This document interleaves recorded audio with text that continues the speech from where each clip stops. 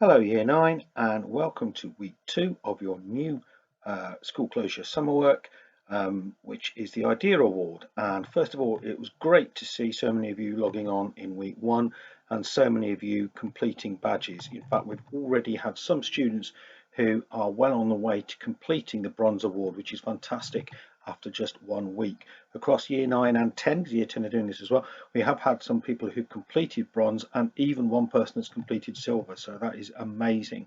So it'd be fantastic if we could have loads more of you getting through bronze, and if you're completing these certificates, we will reflect your achievement through the school reward system online as well, so we can issue you with rewards and stickers through pass.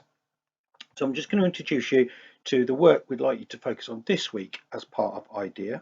And in week 2, we're going to look at a new badge, which is the worker badge.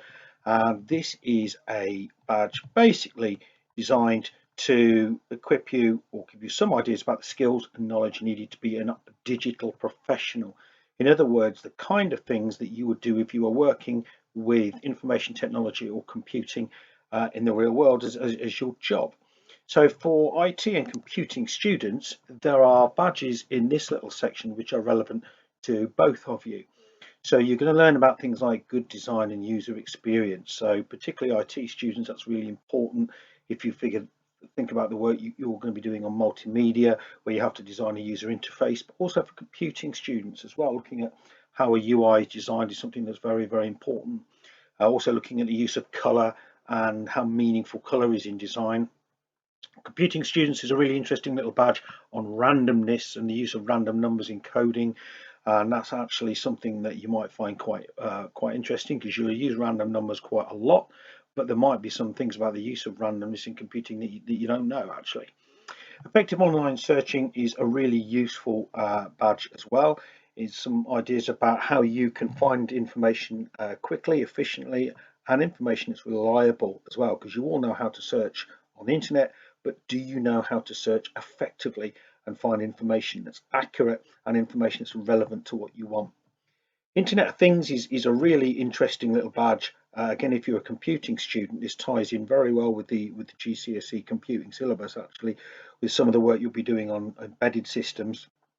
But also, it's such an area that's relevant in your lives today that any of you might find this interesting. It's just looking at how everyday devices now make use of internet connectivity. Even devices in your kitchen, like a fridge or a microwave, might be connected to the internet, believe it or not.